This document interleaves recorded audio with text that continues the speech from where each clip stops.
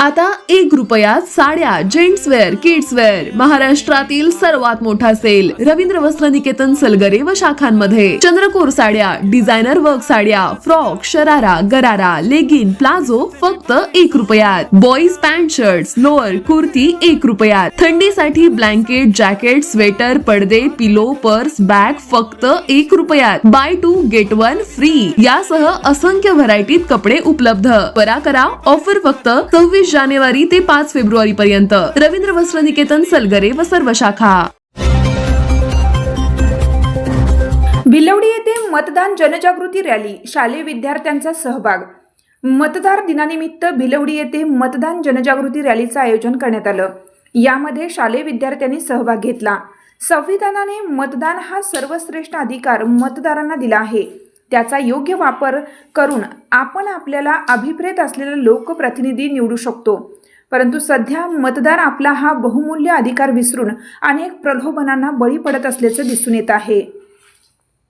मतदारांना आपल्या अधिकाराची जाणीव व्हावी व या उद्देशाने शासनाच्या वतीनं 25 जानेवारी हा मतदार दिन म्हणून साजरा करण्यात येतो.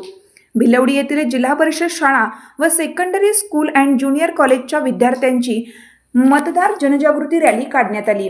या रॅलीमध्ये मतदान जागृती अभियान अंतर्गत विद्यार्थ्यांनी मतदारांना जागृत करण्यासाठी हातामध्ये विविध सूचना फलक घेतले होते. तसेच मतदार दिनानिमित्त विविध घोषणा दिल्या. भिलवडी येथील बाबासाहेब चितळे महाविद्यालय व secondary school and junior college येथेही मतदार जनजागृती रॅलीचं आयोजन करण्यात आलं. यावेळी मंडळ अधिकारी सुरेखा जाधव यांच्या उपस्थितीत शालेय विद्यार्थी व मतदारांना मतदान जागृती अभियानांतर्गत जनजागृती प्रतिज्ञा देण्यात आली. यावेळी जिल्हा परिषद मराठी शाळा, secondary school and junior college तसेच बाबासाहेब चितळे महाविद्यालयाचे प्राचार्य, मुख्याध्यापक, प्राध्यापक, सर्व शिक्षक, शिक्षकेतर कर्मचारी, विद्यार्थी यांच्यासह अंगणवाडी सेविका, आशा सेविका, सामाजिक कार्यकर्ते व ग्रामस्थ मोठ्या संख्येने उपस्थित होते.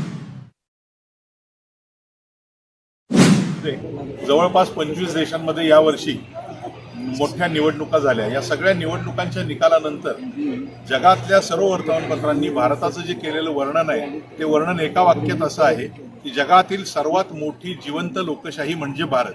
हे वर्णन जर आपण ऐकलं तर या वर्णनाची निर्मिती डॉक्टर आंबेडकरांच्या घटनेतनं झालेली आहे आणि त्यांनी सांगितलेल्या तत्वावरती आज आपण जे चालतोय. वय वर्ष 18 पूर्ण असणाऱ्या प्रत्येकाने मतदानाचा अधिकार का बजावला पाहिजे. डॉक्टर आंबेडकरांनी त्यावेळेला सांगितलं होतं ज्या वेळेला मतदार सुज्ञ होईल त्यावेळेला खऱ्या अर्थाने या देशाला लोकशाहीतनं निवडून आलेलं सरकार मिळेल. आत्ता पाटील मॅडम म्हटल्या त्याप्रमाणे आत्ताच्या परिस्थितीमध्ये आपल्या लोकशाहीवरती बरीचशी संकटं घोंगावताना आपल्याला दिसत आहेत. पण खऱ्या अर्थाने तुम्ही तरुण पिढी जी आहात यांनी योग्य पद्धतीने मतदानाचा जर अधिकार आपला स्वतःचा अधिकार नीट चालवला तर योग्य प्रतिनिधी निवडले जातील आणि या पुढच्या कालावधीत देखील भारताचं वर्णन पुन्हा एकदा जगातील सर्वात मोठी जिवंत लोकशाही असं 100% होऊ शकेल.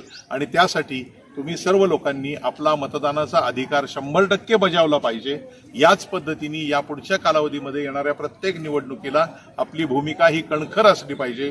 कुठल्याही प्रलोभनाला बळी न पडता आपण मतदान केलं पाहिजे.